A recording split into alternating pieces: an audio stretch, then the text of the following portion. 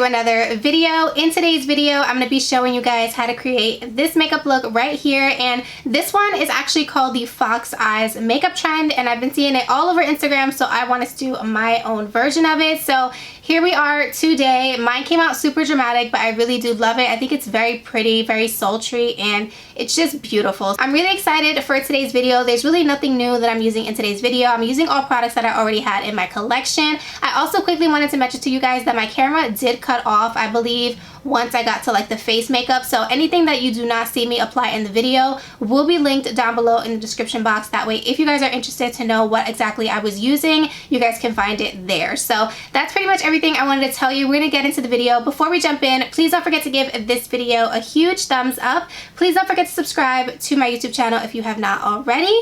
And without further ado, if you guys would like to see my version of the Fox Eyes trend, then just keep on watching.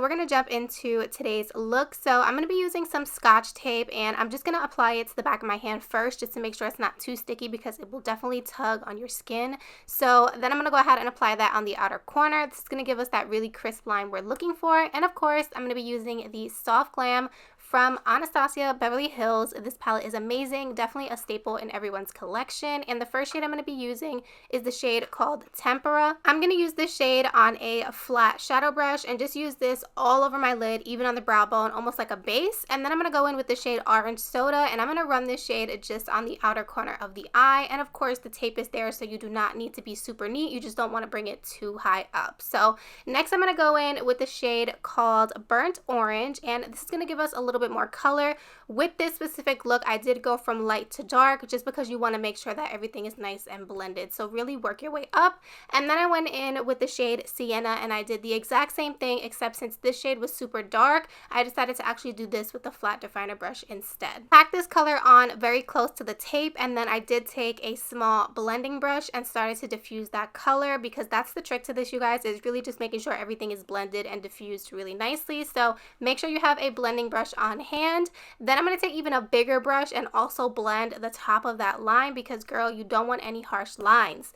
Next I'm going to go in with the shade Cypress Umber, and of course this is also a super dark shade, so I'm going to keep it closest to the tape just like I did with the shade Sienna. So keep it super close to the tape. Of course you want this to be like an ombre effect. So next I'm going to go back in with the shade Sienna, and I'm actually going to use this color on a pencil brush to actually diffuse the color Cypress Umber, because I didn't want it to be too deep. So now I'm going to go in with the black eyeshadow in this palette, and I'm going to take that same flat definer brush, and this is the moment where I'm going to create the depth of this winged, basically liner, if you will, except I am going to blend it out, because like I said, I don't want it to be a super harsh line. I want it to look like, you know, like a nice ombre effect. And then girl, once you peel that tape off, that liner is snatched, honey, let me tell you. So we're going to move on to the crease. So I'm going to be using the shade Orange Soda, and I'm taking it on a super tiny blending brush and working that in the crease.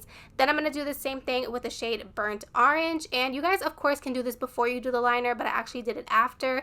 I don't know, that was just like the process in my head, but you can of course do this the other way around. So I'm going to go in with that Burnt Orange shade, and then basically this is giving me some definition, but you don't want to make it too dark because the focus is the liner. So next I'm going to go in with the shade Cypress Umber, and I'm taking this on that flat definer brush just to kind of like combine the wing with the outer part of the crease, because I didn't want it to look off either. So I did do that, and then I'm gonna go ahead and clean up that wing, even though she's already hella sharp, but I wanted it to look nice and clean. So this is the NARS Soft Matte Concealer.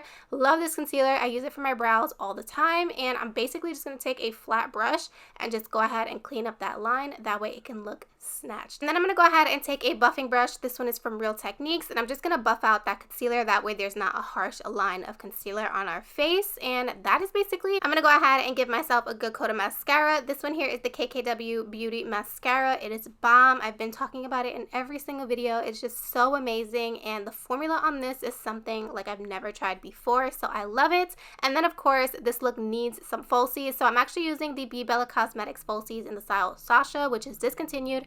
I'm sorry, girl. I had no idea they were going to discontinue it. So we're pretty much done with the eyes for now. We're going to move on to the face. So for primer, I'm going to be using the No Pore Blem Primer from Touch in Sol. This primer is amazing, you guys. It really gives your skin such a beautiful smoothing effect. And then for foundation, I'm going to be using the NARS Longwear Radiant Foundation. This is a super full coverage foundation. It literally covers everything. It is so beautiful on the skin and it's not too dry, which I love.